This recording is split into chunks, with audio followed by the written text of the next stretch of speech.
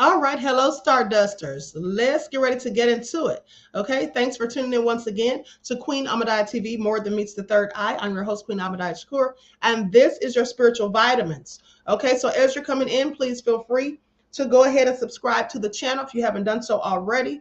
Don't forget that memberships are available for purchase beginning at $2.99, and then they go all the way up to $49.99. Okay, and there's different perks with each membership. Okay, so don't forget that. Also, for those of you who are already members, there is a broadcast that I'm going to post after. Actually, I've already posted it. It's unlisted, but I'm going to be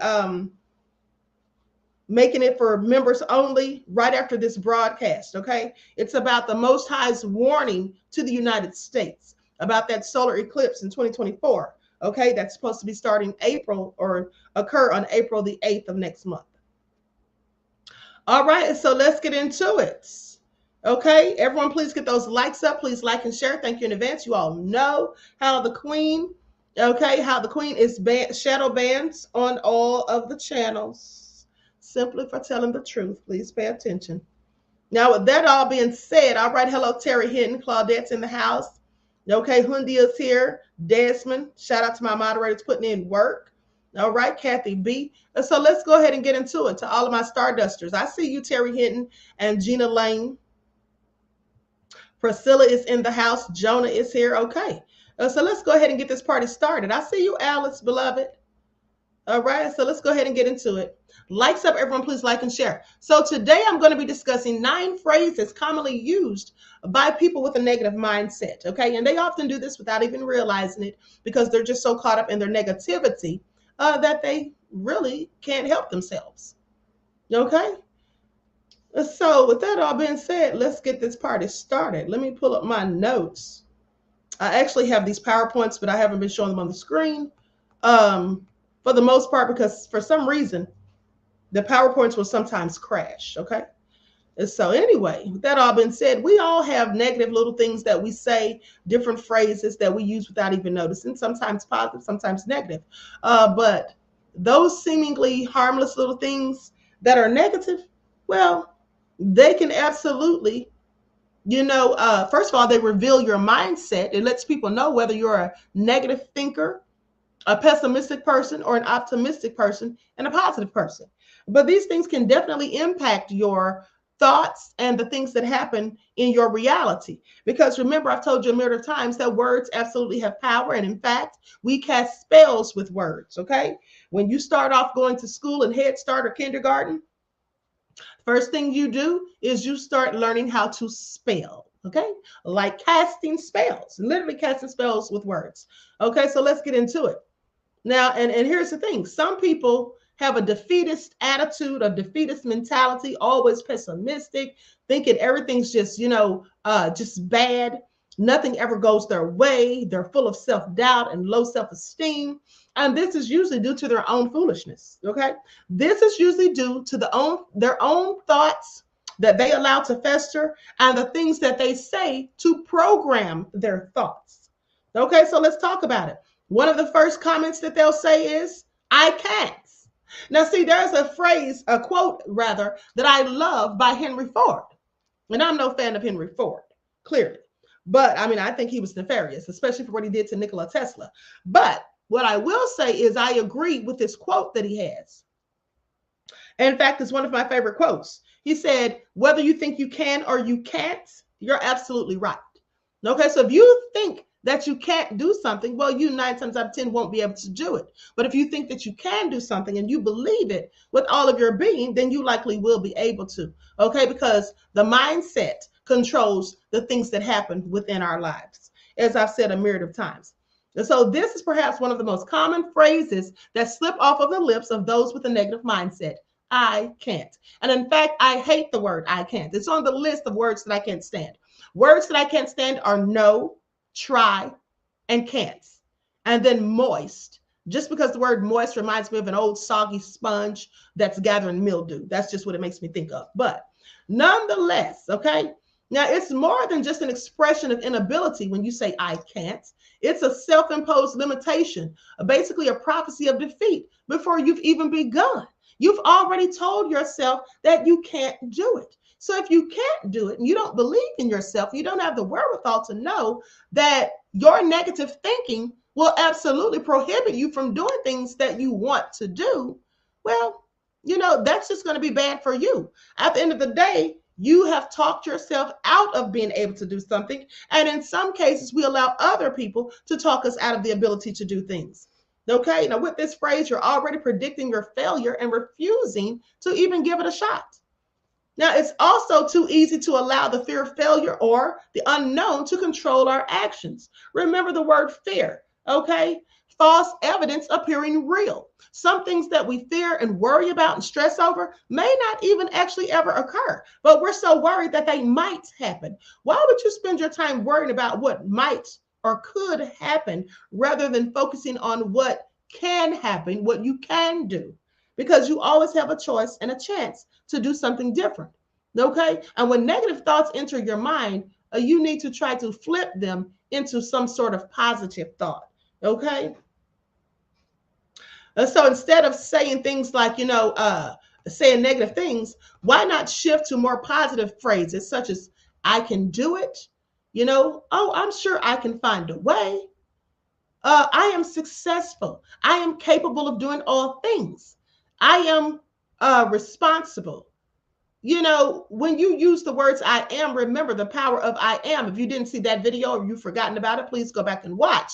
The power of I am. Let's not forget that God spoke to Moses at the burning bush in the story in the Bible. When he asked God's name, he said, I am. Okay. Anything you say continuously in a habitually after the words I am will absolutely manifest. Okay.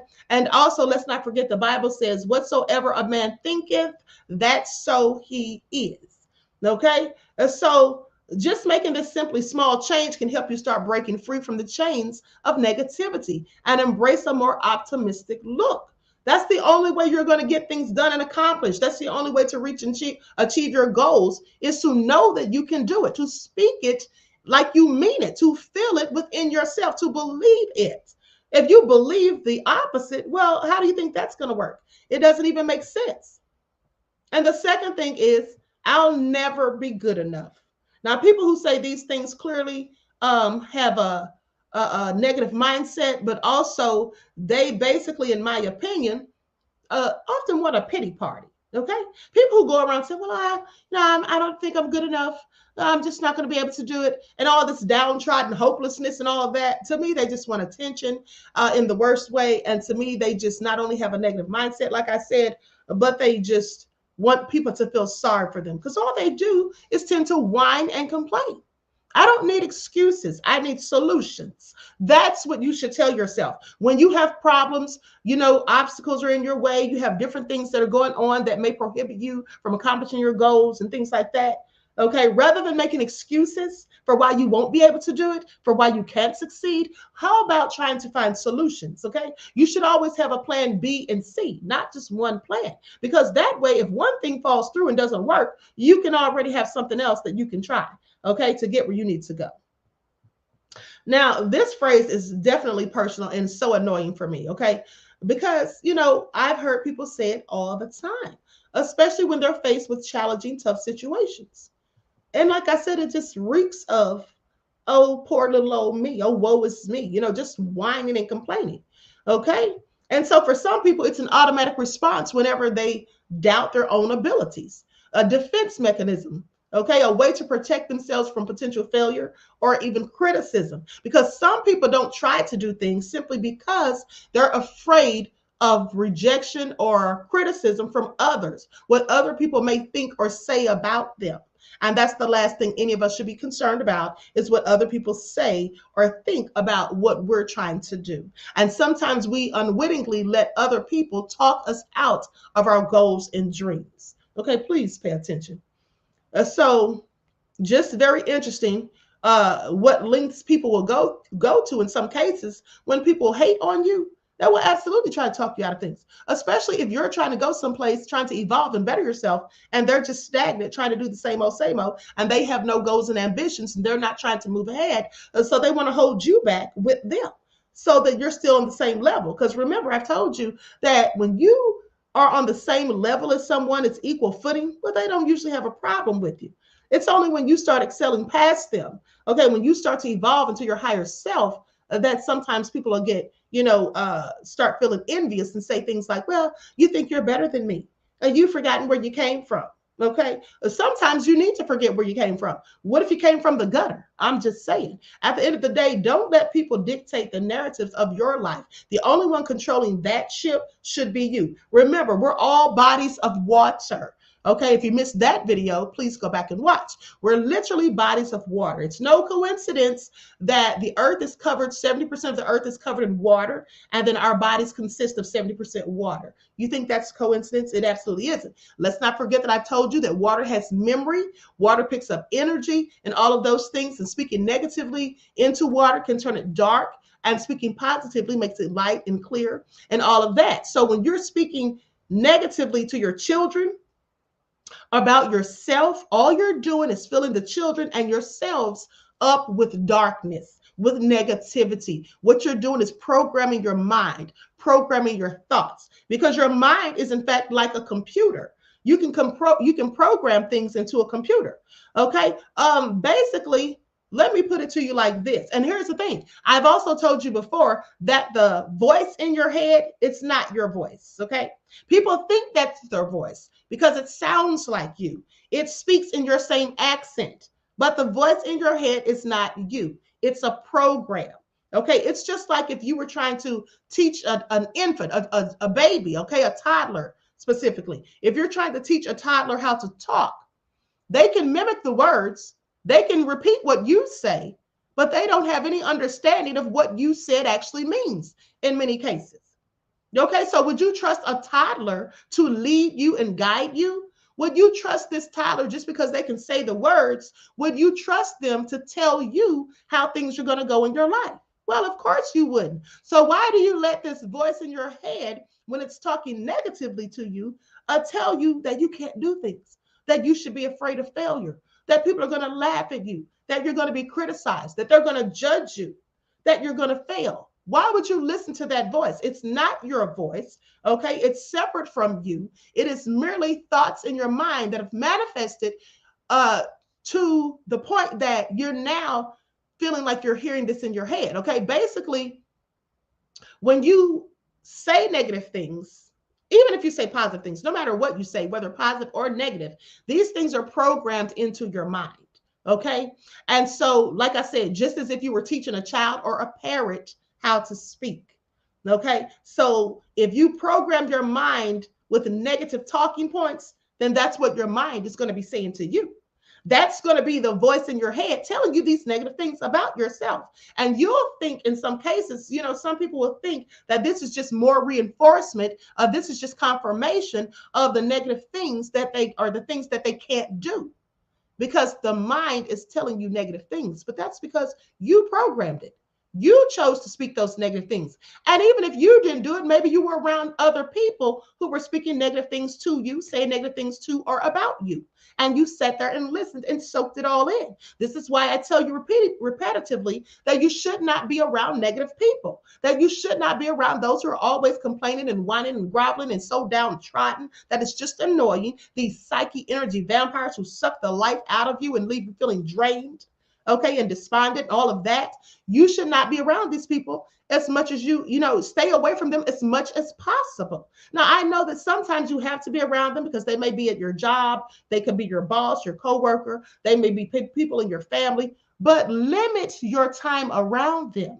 And when they're saying negative things, you reinforce positive affirmations yourself by speaking positive self-talk. Okay, and if you don't have that ebook about positive self-talk and positive affirmations, then you should buy it. Okay, so with that all being said, just make sure you're not letting other people's, negativity enter and stay in your mind and just fester. And then you start thinking that these negative thoughts, came from you, when sometimes they come from outside sources. Sometimes they do absolutely come from you, though, depending on what you say about yourself. And the third thing is everything always goes wrong. Now, this phrase is a classic example of cognitive distortion. Okay. It's also known as catastrophizing. Okay. Catastrophizing. I'm sorry. Catastrophizing. Now, it's a mental rap where we automatically assume the worst possible outcome will occur. And that's what you should never do.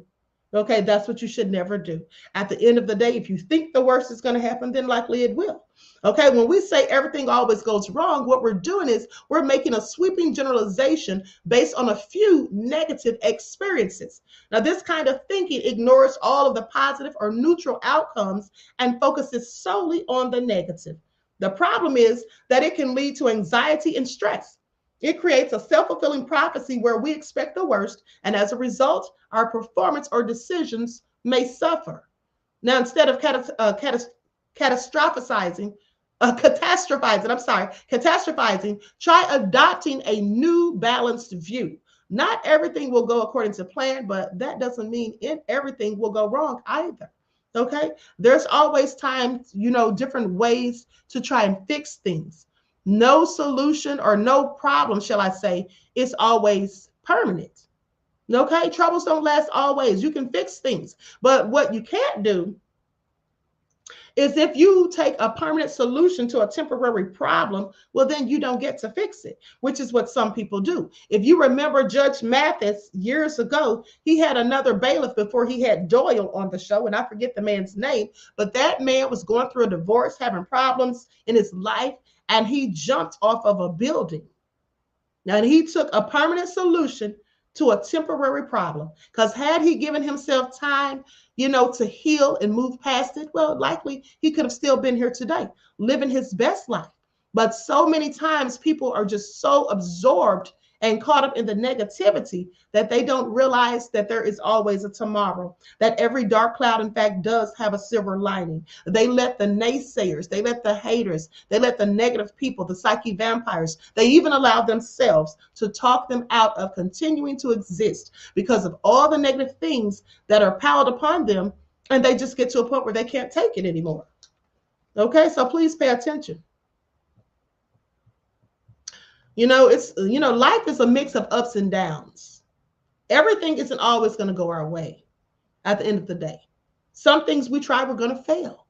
But the difference is, if you do fail at something, you can try it again. That's not the last of it, right?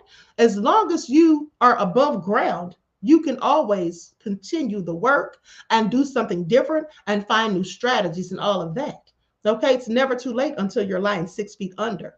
Now, the fourth thing is it's too late now.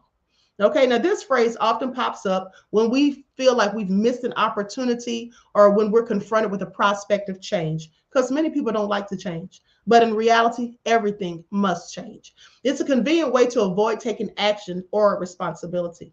It's rarely a reflection of reality. More often than not, it's a product of fear, regret, or procrastination. Okay, it's a way to justify inaction and maintain the status quo. So you don't want to do anything because you're just being lazy or pessimistic. And so you say, well, it's too late. So you're making excuses.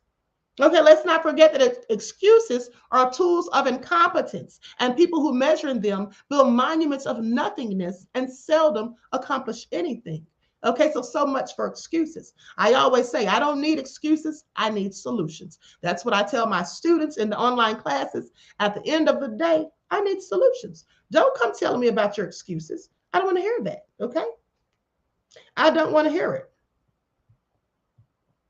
And then if you miss an opportunity and it is in fact too late, well, guess what? There's another opportunity coming right around the corner if you just look and pursue it.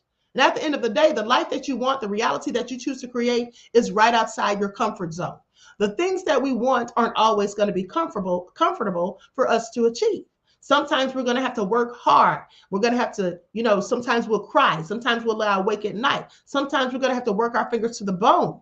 But at the end of the day, you have to be willing to get out of your comfort zone. If you stay stuck and stagnant in your comfort zone, that makes you complacent. And when you become complacent, that makes you complicit in your own demise. Please pay attention. And the fifth thing that some of these people will say is, no one understands me. That's another, oh, woe is me syndrome as far as I'm concerned. People just wanted a pity party and want people to feel sorry for them. I don't throw pity parties ever.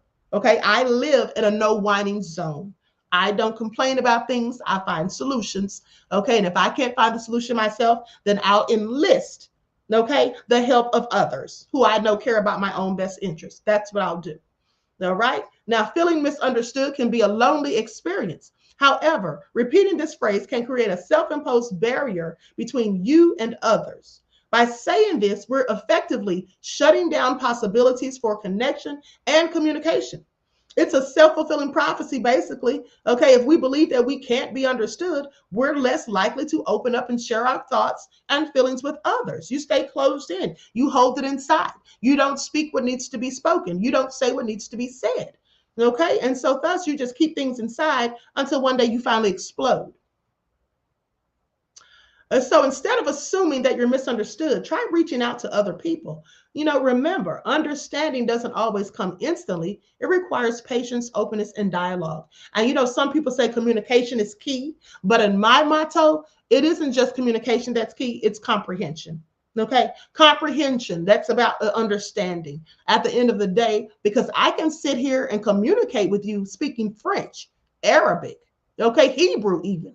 But if you don't understand French, Arabic, or Hebrew, well, you're not comprehending anything I'm saying. So at the end of the day, it's more than communication that's key. It's comprehension. You have to have the ability to understand what is being said and what is going on, and how to maneuver yourself through tough situations and obstacles that are put before you. Otherwise, you'll end up in pitfalls.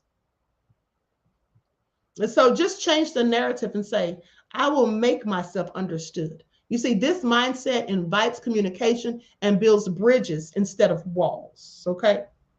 Pay attention. And the sixth thing that sometimes these negative people will say is, I'm not worth it, because they have low self-esteem and low self-worth. This is a phrase that tugs at the heartstrings. You see, they want a pity party. They want you to feel sorry for them. They want you to have empathy. Now, I don't mind having empathy and sympathy for someone, but what I'm not going to do is continue to sit there and try to encourage you and inspire you and motivate you when all you're doing is just being negative the whole time, no matter what I say. At some point, I'm going to get sick of it. Okay? Just like the young lady I told you all that I was working with that time, and every time she called me, had something negative to say, complaining about her own self, talking about what her baby daddy said about her and all of this. It was never anything good. And I would say all this positive stuff to her, try to motivate, inspire, and encourage her to make her feel good, to make her feel like she could do it, like she was not what he was saying, and then she was not her negative thoughts. And then every time she would call me back, it's the same old, same old. So at one point, I'm like, okay, listen. She clearly is not taking heed to the things I'm saying. So why am I saying them? She obviously is not open to positive speak. So why am I talking? At the end of the day, I told her the next time she called me, I said, listen, if you're not going to talk about positive things, you're going to keep putting yourself down, keep whining and complaining, I don't want to talk to you. I don't want to talk to you. Don't call me again until you have something positive to say about yourself, because it was draining. She was a whole energy vampire, and quite frankly, the queen couldn't take it. I just couldn't take it. These people act as though, they don't deserve happiness. It's basically an indirect way of saying that you don't believe that you deserve to be happy, that you don't believe that you should have love or be shown love or given any type of gratitude, and that you are not going to be successful. That's what it's saying. And with that type of mindset, I don't have time for you. Okay. I just don't. And so, but here's the thing, every single one of us is inherently worthy. Okay. Each of us has unique talents, abilities, and qualities that make us valuable. Our worth isn't determined by external factors such as achievements, appearance, or other people's opinions. Okay. It comes from within. And I've told you that 1,000 times, and I'll tell you one more. At the end of the day, it's called self-esteem for a reason, not what everybody else thinks about me esteem. Okay? Because what you think of yourself is the most important thing. Because if you have a high view, a high opinion, and a high self-worth, you know your worth. When you know these things about yourself, no matter what some naysayers and haters come and say to you, that's not going to faze you, because you're going to know they're full of crap, because you know who you are, and you don't allow them to make you feel small, to make you feel less than, to make you feel unworthy, because you already know who you are.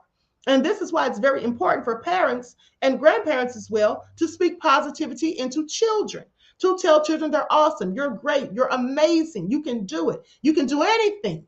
It's imperative to lift them up, because there's bullies at school. Sometimes the bullies are the teachers, okay, who say negative things to these children and make them feel small, make them feel like they can't be successful. If you remember, Malcolm X, in that movie about Malcolm X, when he was in school, he wanted to be a lawyer, is what he said. And the teacher said, oh, well, you can't be a lawyer. Why don't you try to be a carpenter? Do something with your hands. Okay.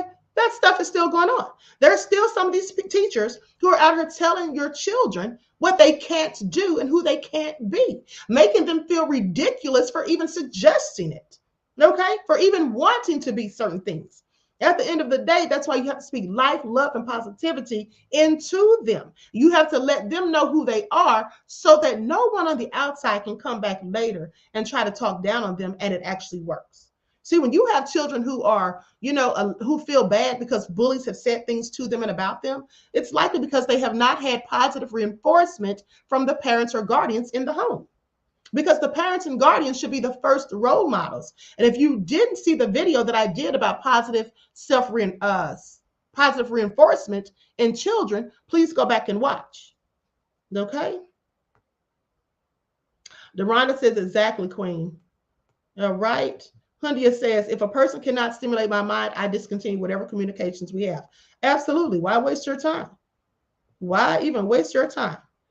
Terry says, sometimes I have to separate myself from family, friends because they drain me of my positivity. Yes. And you should always do that.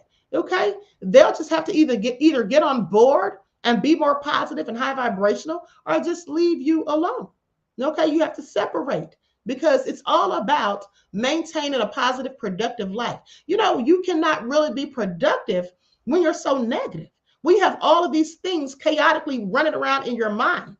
At the end of the day, this goes back to what I told you all a week or so ago, maybe a couple of weeks ago, about your conscious awareness and your conscious attention. If you didn't see that video, please go back and watch, because basically your conscious attention will allow your awareness, your conscious attention will allow your awareness to focus on your thoughts, okay? To focus directly on your thoughts.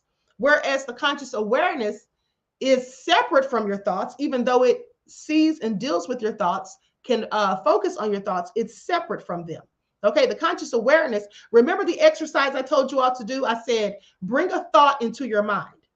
Now, the part of the mind that is, focusing on that thought, that's forming the thought, is your conscious attention. The part of the mind that's sitting back, watching and waiting for the thought to show up is the conscious awareness. Okay? And so please pay attention. At the end of the day, you cannot sit there and allow people to tell you that you can't do something and talk you out of your dreams. And also, your conscious awareness is a twofold state of being, okay, in which the mind is both aware or awake, just as it is cognizant of its surroundings, okay? It's awake and cognizant of its surroundings, And it's basically like, what's an example? An example would be how a rectangle is, how do I want to say this? How a square is always a rectangle, but a rectangle is not always a square. Okay. And so the mind can be consciously aware, but it cannot be aware without also being conscious. Okay. If that makes sense at the end of the day. Now, another thing they say is, this is the seventh thing. Why does this always happen to me? And here's the thing. Let's go back to the last one. Okay, to the one before that. I'm not worth it. Okay. With the little sad sap, I'm so woe is me, wanting people to feel sorry and all of that, and feeling sorry for themselves. Okay, the people who really don't want to do anything to change things, they just want to complain about it and hope that something better happens, which is crazy because you have to put in the work. All right, remember, God helps those who help themselves. But the thing is, so if you're thinking you're not worth it, remember that you are. You're worth it. All of us are worth something. Okay. It's inherent and unchangeable. But the phrase, I am worthy, start saying that. Just that powerful affirmation can help you to foster love and respect for yourself. It's not just about changing your words, though, but it's also about transforming your perception. Okay. You have to transform your perception. And remember, perception is reality. So how do you perceive things? Do you perceive the glass is half empty or half full? Do you perceive things that are going wrong for you as being able to get better or just going to continuously get worse? How do you perceive things? When other people say things, do you take what they say as a grain of salt, or do you take what they say more importantly than you take what you think or say about yourself? It's all about perception. Now, the seventh thing is, why does this always happen to me? Another complaint, another whiny phrase, as far as I'm concerned. This phrase is one used to resonate, that resonates deeply with some people. Okay, it's a question often asked in moments of frustration or despair, grief, when it feels like life is throwing a curveball, just one after the other. Why does this always happen to me? Okay. Sometimes you may feel like you're a hamster in a wheel, just spinning around and around, but not really going anywhere, not really moving forward, staying stagnant in the same place or whatever. But this mindset traps you in this cycle of negativity and prevents you from taking control of your own life. So when you have this mindset, why does this always happen to me? Well, maybe it's because you're always thinking in a negative aspect. Maybe it's because you continuously have a negative mindset. You have to change your mind. You have to change your way of thinking. You have to change your habits. You have to change the way you speak about yourself. Remember, positive affirmations and positive self-talk are a whole lot more beneficial than negative thoughts and negative self-talk. Because again, you're programming the subconscious mind. Okay, that's what you're doing. You're programming your mind.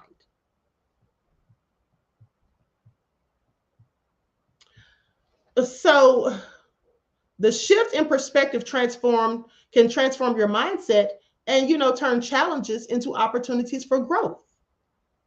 I mean, it may not always be easy, but it's very rewarding if you can learn to do this. And the eighth thing is, oh, I should have known better. I should have known you would do that. I should have known I wouldn't be able to do this. Again, with the whining, okay? This phrase often surfaces after a mistake or a misstep, fueling regrets and self-blame. And remember, I told you how we are very often our worst critics. Okay. But instead of criticizing yourself when you make a mistake, say to yourself, it's okay to criticize yourself for just a moment. Say, you know what? That was dumb. Why did I do that? What was I thinking? But then after you do that, don't fester on it. Don't harp on it. But after you do that and say that to yourself, say, you know what? Next time, this is what I'm going to do. Okay. This can be better. All I have to do is this. Don't stay with the negativity. And so self-criticism that reinforces negative emotions and mindsets, well, that stunts your growth, okay? It keeps us stuck in the past, focusing on what we could have or should have done differently. And isn't it so annoying? How many of you have experienced this once in the chat? If you know somebody that's old school, I consider myself old school, but if you know somebody who's old school, right, who is always talking about what they used to have or how they used to be or what they used to do. They're stuck in the past. And when people remain stuck and stagnant in the past, that's because they don't have anything going on in the here and now. Okay. They don't have anything going on in the present, because if you had something actively going on in the present that was productive and that was good and beneficial, you wouldn't have to stay stuck in the past of what you used to have, what you used to do, how people used to view you. Okay. But do you know anybody like that? Because I do, and it's also annoying. Okay. One's in the chat. Yes. So here's the thing. So I had this friend one time who had an uncle who was a crackhead. Okay, he was a crackhead and had been for years. And the family used to pay him to do little odd jobs that they didn't want to do, like come and cut the grass, wash their cars, clean up and stuff like that. And but he would always be bragging about, oh, back in the 80s, I used to have 10 cars. Yeah, I used to be riding on Trues and Vols. I used to have a rag top, and I used to wear Gucci and all this stuff. Nobody cares. That's what you used to do back in the 80s and 90s. Now here we are, and you're a whole crackhead. Okay, so not putting him down because he was on, illegal substances. But what I'm saying is bragging about what happened in the past is not going to help your future. What you should be doing is trying to focus your thoughts and energy and efforts into getting back to where you once were. If you were happy at that moment, if that is when you were living your best life, start trying to actively do the things right now in the present that can take you back to that, rather than sitting there living in the past while your future is falling down a mudslide. Okay, please pay attention. Y'all Nails loves you says all day long, Queen. Okay, absolutely. Jonah said, I am old school, but not stuck right now. Well, that's good to know, beloved. And that's good to know. Okay, and so, instead of saying I did the best that I could at the time and I'll learn from this, because that's what we should do, is learn from things. But this shift in perspective fosters compassion. Or I'm sorry, these opportunities can stunt your growth. But instead of looking at it and just, reliving the past, say to yourself that, I can do best, I can do better. I'm going to, turn my test into a testimony. I'm going to make things happen. I'm capable. If I did it one time, I can do it again. Say these sorts of things. And then tell yourself that you'll learn from it. Learn from your mistakes. And also, as I told you on the other day, you can even learn from the mistakes that other people have made. You can see where other people failed and know not to go down that same path. Okay? And, like I said, this all encourages personal growth when you can do that. And the ninth thing that people will say is, I'm a failure. I'm a failure. When people say this to me, clearly, it just reeks of, like I said, whining and complaining, wanting empathy and sympathy, want somebody to feel sorry for you because you're clearly feeling sorry for yourself, okay? I don't ever feel sorry for myself. No matter what I'm going through, self-pity is the last thing I'm going to engage in, okay? Because I know who I am and what I'm capable of. And so even when things aren't going the way I want them to, I know that they can be going the way I want them to. All I have to do is change the direction, okay? If I'm going to the left and things aren't going the right way, then I can steer over to the right and do something different. Okay, and so please pay attention. Don't get caught up in that and try to steer clear of these people who always have this mindset of lack. Okay, this pessimistic mindset. Now, this phrase is perhaps the most harmful one of them all, as far as I'm concerned. I'm a failure. Okay, when we label ourselves as a failure, we're not just recognizing a failed attempt or mistake. We're defining our entire selves by that failure. And that's crazy, right? Because here's the thing. What you should never do, what you have to do, shall I say, is you have to realize that your consciousness and consciousness is separate from the body, the physical body, okay, where it dwells. Because even after we pass away, the body goes back to the dust from whence it came, but the consciousness is an energy that lives on forever, even after death. So you have to realize that your consciousness, that your energy cannot be created nor destroyed, only transferred and transformed from one thing to another. With that all being said, you should be able to transform your thoughts. Okay? Once you realize that your consciousness is your awareness, And that awareness is your consciousness. Once you realize that experiences that you have gone through, whether they're negative, they leave you feeling some type of way, or you've been hindered from doing certain things. When you realize that these experiences are not you, they're not a label to put on yourself. Okay, you may have failed at something, but you have a chance to try again and do it differently the next time.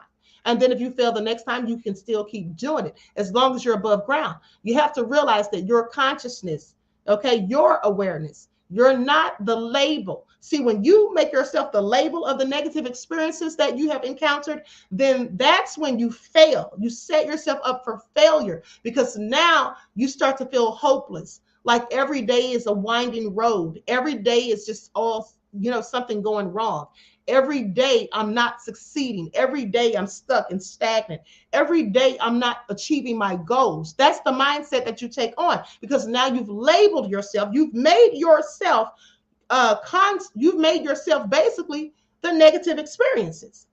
And you're not that. You're not the negative experiences, just like you're not the voice in your head. That voice in your head has been programmed to say the things that it's saying to you.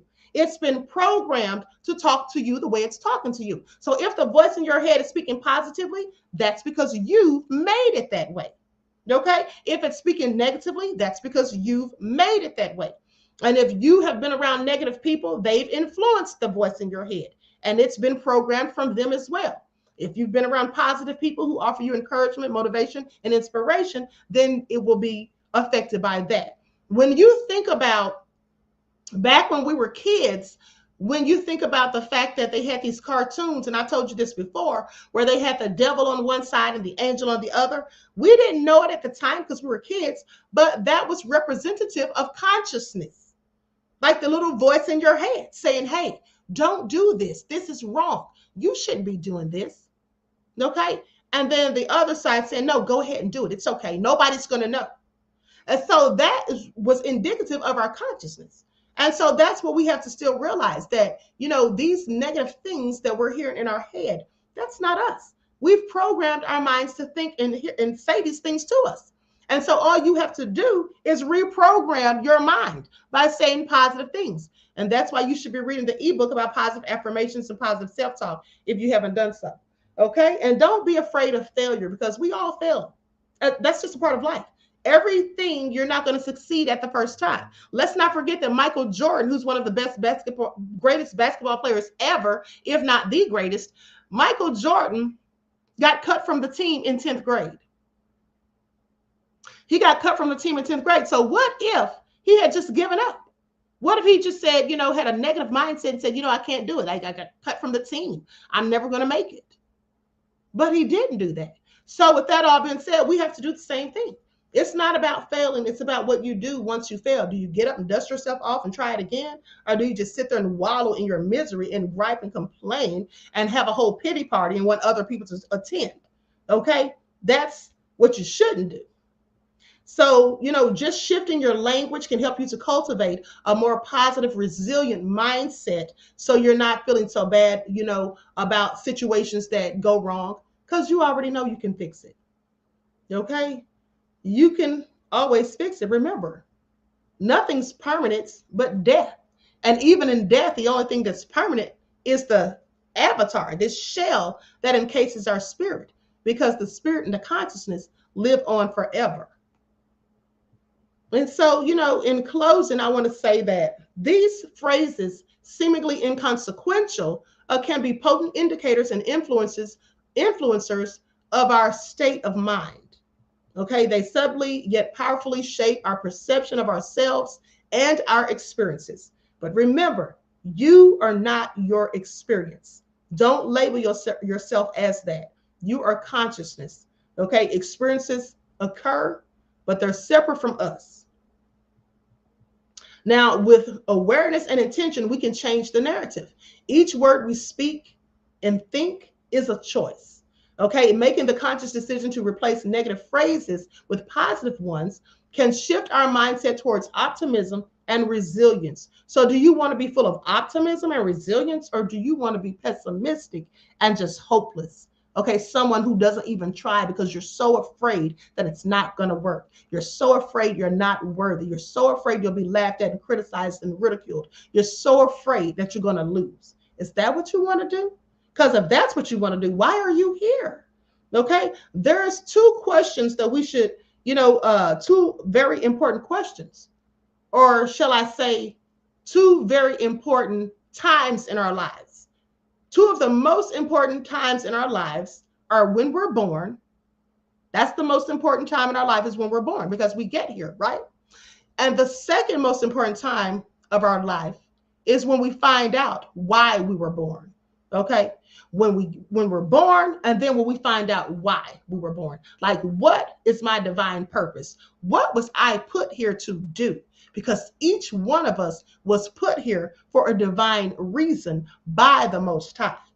Each one of us has a divine assignment. Each one of us has talents, gifts, and abilities, and the Most High has given them to us. If you don't know this, read Matthew, okay? Read the book of Matthew. It tells you about the talents, okay? And scientists have said, this is confirmed by scientific research. Now, scientists say that we all have about 34 talents given to us by the Most High. And out of those 34 talents, there are 5 talents that are our top talents, the ones that are most dominant in our characters, our personalities, and in our lives. And if you know these talents and use these talents can make money. These talents can actually make you wealthy.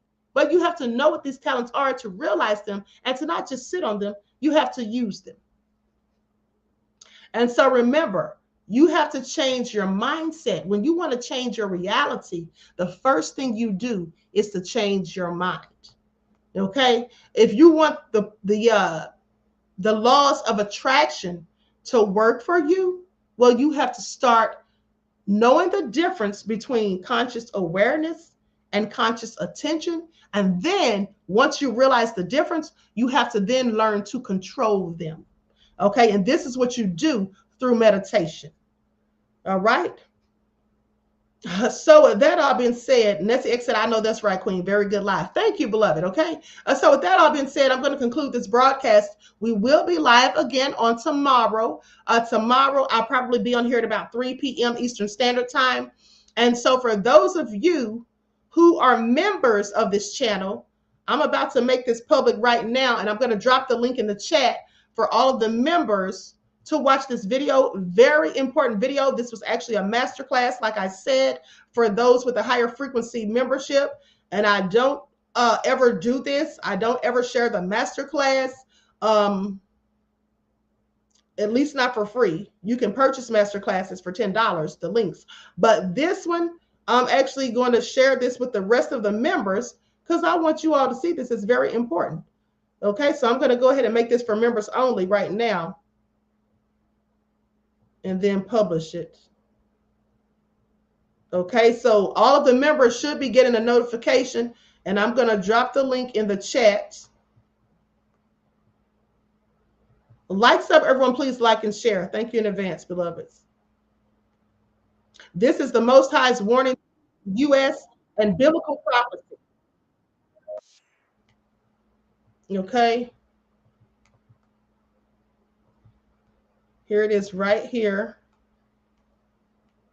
Okay, there you go. Now, like I said, I did this, I believe it was the beginning of February, end of January, when I did this, because this solar eclipse that's going to happen April the 8th of 2024, it's going to make an X across the United States, and it's going to be a whole lot of stuff going down. Make sure you watch the video so that you know about all of this. Okay, so with that all been said, I want to thank you all for tuning in. Make sure you like and share this video. Subscribe to the channel if you haven't done so already. Memberships are still available. If you have any questions about memberships, you can send me an email or ask the moderators to put the link in the chat, whatever you need to do. All right, Claudette and Deronda said thank you. You're welcome, beloveds. Okay, so until next time, I hope you all enjoy the rest of this beautiful day. Don't forget to tune in the morning for your, on the main channel, for your morning wake-up call. I'm going to be talking more about quiet on sets. Okay, I'm going to be doing part 2 to that. And I hope you all enjoy the rest of this day. So each one teach one. That's how we grow and thrive. Do something productive, constructive, but never destructive. And always remember, beloveds, to keep the Most High first in your lives. Peace.